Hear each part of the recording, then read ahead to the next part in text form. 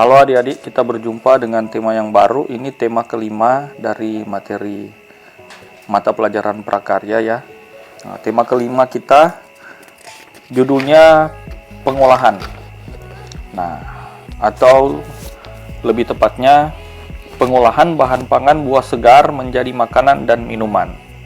Oke, jadi dari tema ini kita sudah bisa punya bayangan praktiknya seperti apa sebentar ya. Nah, sekarang adik-adik tolong bisa memantau video belajar ini supaya selain membaca panduan di buku digital yang sudah dibagikan, adik-adik bisa mengerti dan paham dengan penjelasan lewat video ini. Oke.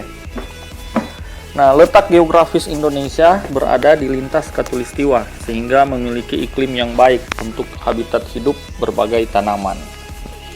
Nah, karena kita ini negara tropis sehingga kita memiliki banyak hutan hujan. Tanah dan iklim kita sangat baik untuk bertumbuh berbagai macam tanaman dan tumbuhan, termasuk paling utama adalah tumbuhan tropis. Nah, ini menjadi kekayaan alam bagi kita, adik-adik.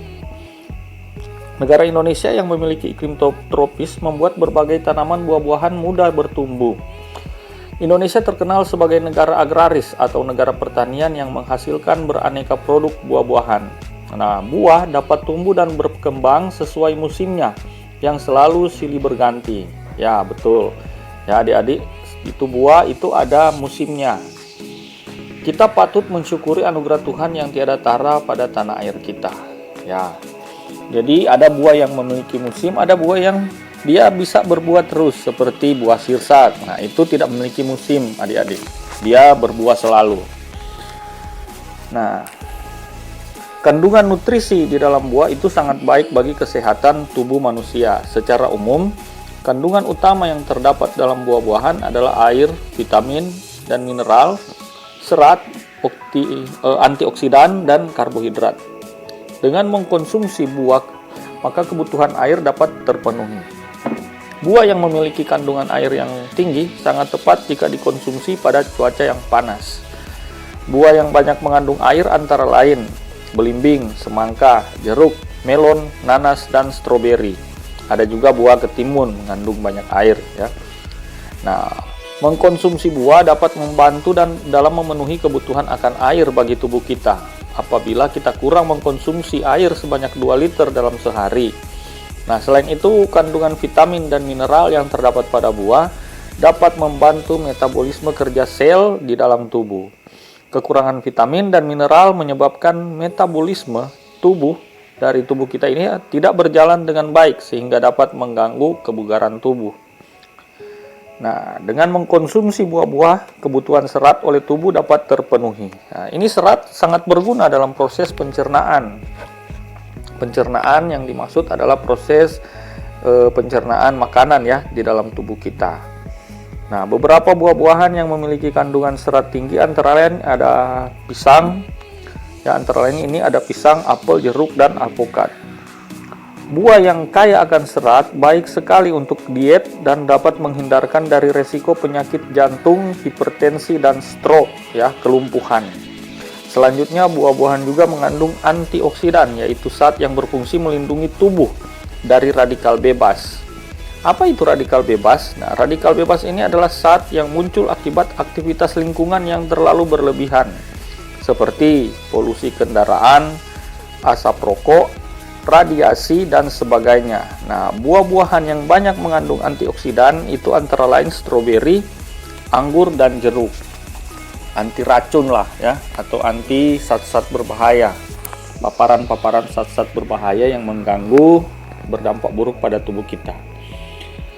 Nah, pada buah juga terkandung karbohidrat yang berguna sebagai sumber tenaga agar tubuh dapat melakukan aktivitas. Buah memiliki karbohidrat kompleks yang terdiri dari glukosa dan fruktosa. Tubuh manusia membutuhkan karbohidrat sebanyak 55% sampai 56% dari total asupan kalori dalam sehari. Nah, buah dengan kandungan karbohidrat di atas 50% adalah ya ini, pisang, apel, sawo, dan srikaya. Baru kita lanjut pada pengertian buah segar ya adik-adik. Buah segar termasuk makanan yang sangat disukai karena kaya nutrisi yang baik untuk pertumbuhan, untuk kesehatan, dan kecantikan tubuh manusia. Secara harfiah, pengertian dari buah segar adalah bahan pangan yang tidak memerlukan pengolahan, langsung dapat dikonsumsi. Ya, jadi bisa dimakan langsung, bahan makanan yang bisa dimakan langsung tanpa harus melewati proses pengolahan seperti dimasak dan sebagainya. Nah, ada karakteristik dari buah-buahan. Karakteristik ini atau sifat atau ciri-ciri dari buah-buahan ya. Nah, berdasarkan sifatnya, buah-buahan dikelompokkan menjadi beberapa golongan. Oke, sebagai berikut. 1. Berdasarkan musim berbuahnya. Nah, ada buah musiman. Nah, misalnya duren, mangga, kedondong, duku, dan rambutan. Nah, ada juga buah yang sepanjang tahun dia bisa berbuah. Adalah jenis buah-buahan yang tersedia tanpa musiman ya. Buah-buah tersebut misalnya nanas, pisang, sirsak, pepaya, jambu air, jambu biji, markisa, dan sebagainya. Baru kedua, berdasarkan iklim tempat tumbuhnya ya. Misalnya pertama, buah tropis. Nah, buah yang tumbuh di negara atau wilayah beriklim tropis. Buah-buahan dari tanaman yang tumbuh di iklim panas atau tropis dengan suhu udara sekitar 25 derajat Celcius atau lebih, ini disebut buah-buahan tropis. Nah, contohnya pisang, pepaya, nanas, mangga, rambutan, dan durian. Baru kedua adalah buah subtropis. Nah, buah dari tanaman yang tumbuh di iklim sedang atau di daerah yang mempunyai suhu udara maksimum 22 derajat Celcius. Agak dingin ya. Nah, contohnya apel, jeruk, stroberi, anggur, dan sebagainya. Baru ketiga adalah berdasarkan proses pematangannya. Nah, ada buah klimaterik. Proses pematangannya seperti apa? Yaitu buah yang setelah dipanen dapat menjadi matang hingga terjadi pembusukan. Proses pematangan buah dalam fase klimaterik ditandai dengan perubahan warna, tekstur, dan bau dari buah tersebut. Contohnya buah apa yang ketika kita panen itu masih terjadi proses pematangan. Ketika kita petik dari pohonnya, lalu dia bisa matang dengan sendirinya, begitu. Setelah kita simpan. Nah, misalnya pisang, betul, mangga, pepaya, jambu biji, apel, dan sebagainya. Nah, kalau di atas ada buah klimaterik, berikutnya ada buah non klimaterik, yaitu buah yang setelah dipanen dia tidak akan mengalami proses pematangan tetapi langsung menuju pembusukan. Nah, buah itu adalah semangka. Kalau kita panen masih mentah atau masih muda ya, belum matang, dia tidak akan matang. Dia tetap akan dalam kondisi muda tersebut atau mentah tersebut. Muda, maaf. Nah, dari muda itu dia tidak akan matang, dia akan langsung menuju ke arah pembusukan. Nah, begitu juga anggur, jambu air, dan nanas. Oke, nah sekarang kita masuk pada kandungan dan manfaat dari buah-buahan. Telah diteliti oleh para ahli pendidikan bahwa setiap buah itu sangat bermanfaat bagi kesehatan tubuh manusia karena setiap buah memiliki kandungan vitamin dan nutrisi lainnya yang sangat bermanfaat. Nah, berikut ini kandungan dan manfaat dari beberapa buah-buahan. Nah, pertama contohnya jambu biji. Jambu biji atau bahasa latinnya Psidium guajava adalah buah yang kaya akan kandungan dan manfaat. Dia memiliki vitamin C atau vitamin C ya, 4 kali lebih banyak dibandingkan dengan jeruk. Vitamin C ini berfungsi melancarkan kerja otak dan peredaran darah. Selain itu, jambu biji mengandung antioksidan yang dapat melawan radikal bebas dan menangkal kanker. Kandungan serat yang tinggi mampu memperlancar proses pencernaan. Adik-adik bisa mengambil gambar kalau di sekitar rumah ada buah pohon jambu biji ya, apalagi adik-adik sendiri yang memiliki pohon dari jambu biji tersebut. Jadi tugasnya setelah mengikuti video belajar ini ada tugas tulis dan adik-adik bisa mengambil gambar dari pohon buah-buahan yang ada di sekitar adik-adik ataupun yang ada di halaman sendiri dari adik-adik atau di kebun sendiri. Nah, Baru ada buah avokat. Avokat atau bahasa latinnya avocado memiliki banyak manfaat untuk kesehatan dan kecantikan. Kandungan lemak nabati yang tinggi dan tak jenuh bermanfaat untuk menurunkan kolesterol LDL atau kolesterol jahat, sehingga berguna untuk mencegah stroke atau penyakit lumpuh, mencegah penyakit jantung, hipertensi atau darah tinggi, dan juga mencegah kanker. Lemak tak jenuh pada avokat juga mengandung zat anti jamur, antibakteri, dan mampu mengurangi nafsu makan bagi mereka yang ingin melakukan diet atau memiliki nafsu makan berlebih. Nah, sehingga tidak menyebabkan seorang menjadi gemuk. Kandungan vitamin A dan E pada buah avokat sangat baik untuk kesehatan mata dan menghaluskan kulit, menghilangkan kerutan, dan membuat kulit tampak lebih muda. Nah, berikutnya ada pepaya atau bahasa latinnya Carica papaya. Tumbuh sepanjang tahun dan kaya akan kandungan gizi yang bermanfaat bagi tubuh. Sangat bermanfaat untuk melancarkan pencernaan. Pepaya ini memiliki kadar potasium, vitamin C yang tinggi, dan vitamin A yang sangat baik untuk mencegah penyakit flu, pilek, dan sangat bermanfaat untuk melancarkan pencernaan. Pepaya juga ini dapat meningkatkan sistem kekebalan tubuh. Nah, sangat kita butuhkan di masa-masa ini ya, karena memiliki kandungan antioksidan seperti korten, flavonoid, folat, dan asam pantotenat. Berikut juga ada belimbing. Belimbing bahasa latinnya Averrhoa carambola. Nah, rasanya ini manis segar dan berbentuk bintang jika kita potong. Kandungan gizi belimbing memiliki banyak vitamin C dan serat yang besar. Vitamin A, E, dan B kompleks juga dimiliki oleh buah ini.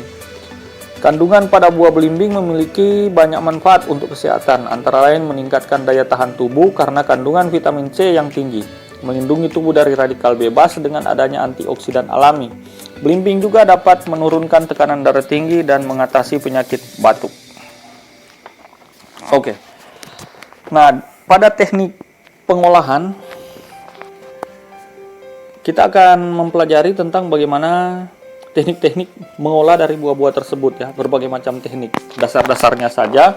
Nanti di video berikutnya, video minggu depan, saya akan bagikan tentang praktek. Nah, dari video praktek tersebut, minggu depan adik-adik akan memasukkan tugas praktek. Oke, pantau dulu mengenai teknik pengolahan pangan.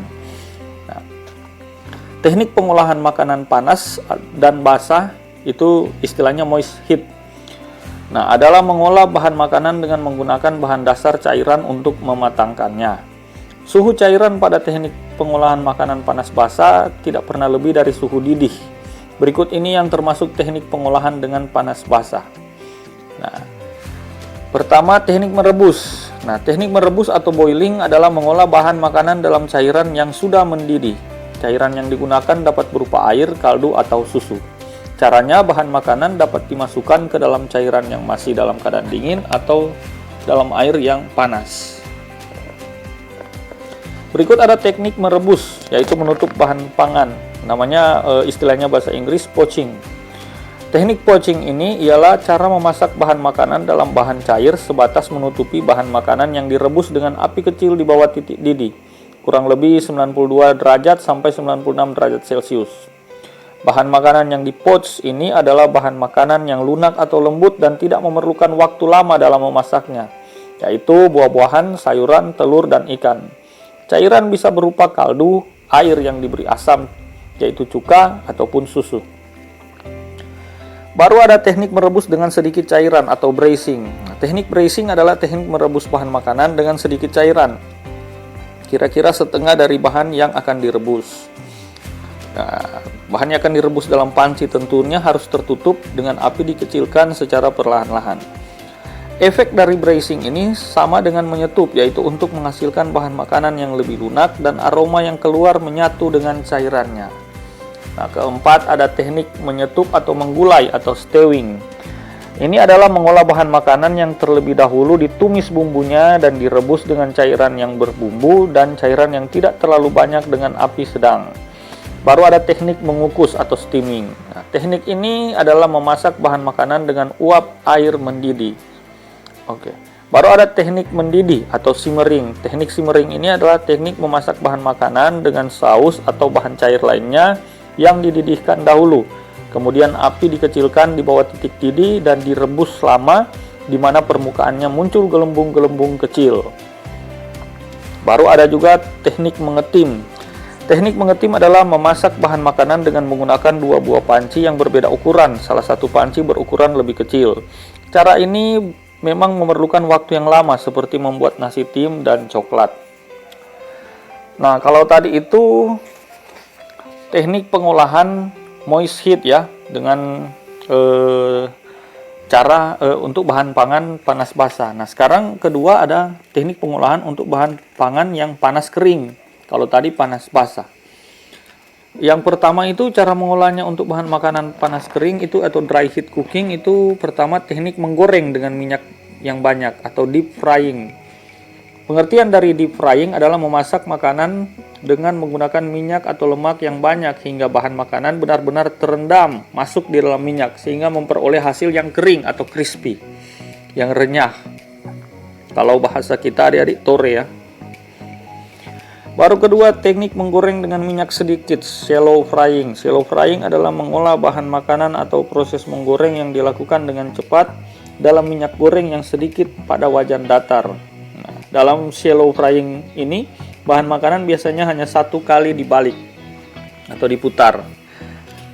Seperti kita memasak telur dadar misalnya, ya. Baru ada teknik menumis atau sautéing. Teknik menumis atau sautéing adalah teknik memasak dengan menggunakan sedikit minyak olahan dan bahan makanan yang telah dipotong kecil-kecil atau diiris tipis yang dikerjakan dalam waktu sebentar dan cepat. Diaduk serta ditambah sedikit cairan sehingga sedikit berkuah atau basah. Biasanya cairan yang ditambahkan adalah saus krim dan sejenisnya yang dimasukkan pada saat terakhir proses pemasakan. Baru berikut ada teknik memanggang atau baking. Memanggang atau baking adalah pengolahan bahan makanan di dalam oven dengan panas dari segala arah tanpa menggunakan minyak atau air. Cara memanggang memiliki beberapa metode. Nah, pertama adalah memanggang kering. Nah, baru kedua adalah memanggang dalam oven, menambah kelembapan. Baru ketiga memanggang dalam oven dengan menggunakan dua wadah. Ya. Dan berikutnya juga ada teknik membakar atau grilling. Nah, teknik membakar ini adalah teknik mengolah makanan di atas lempengan besi panas atau griddle atau di atas panci dadar atau teflon yang diletakkan di atas perapian langsung. Ya. Baru ada teknik yang ketiga adalah teknik pengolahan pangan dengan cara yang lain. Misalnya pertama itu menghaluskan. Nah, itu menghaluskan yang dimaksud adalah membuat bahan pangan menjadi halus dengan bantuan blender, parutan maupun dengan cara diulek. Baru berikut ada mencampur. Menyatukan bahan pangan menjadi tercampur rata. Nah, yang kedua ya itu. Baru yang ketiga itu menyaring atau memeras. Membuat bahan menjadi halus dengan alat penyaringan, baik dari saringan kawat atau kain penyaring, supaya diperoleh cairan yang jernih.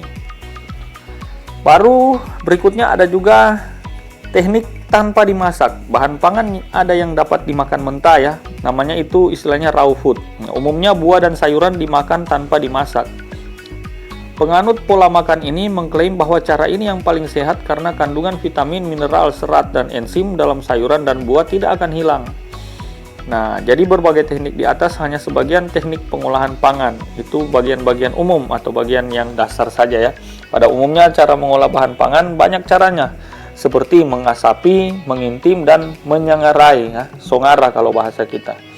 Perbedaan-perbedaan teknik atau metode ini dalam mengolah bahan pangan yang ada di Nusantara maupun seluruh dunia mencerminkan faktor-faktor penyebabnya, yaitu sosial, bisa karena ekonomi, karena agama, agriculture ya, berkaitan dengan pertaniannya, dan estetika yang mempengaruhinya atau norma-norma yang terkandung di dalam masyarakat tersebut. Oke adik-adik, nanti sambil adik-adik mendengarkan juga kembali video ini, adik-adik bisa mulai menjawab pertanyaan tugas tulis. Nah, minggu depan kita akan berjumpa dengan tugas praktek. Oke, selamat belajar, selamat mengerjakan. Salam prakarya.